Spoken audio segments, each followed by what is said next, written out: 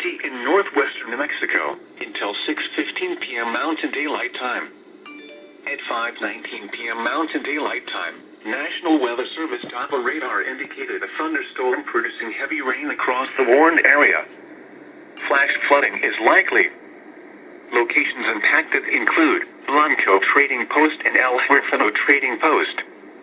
Excessive runoff from heavy rainfall will cause flooding of normally dry arroyos and streamlets, low water crossings, intersections, and underpasses, as well as other poor drainage and low-lying areas. Stay away or be swept away. Riverbanks and culverts can become unstable and unsafe.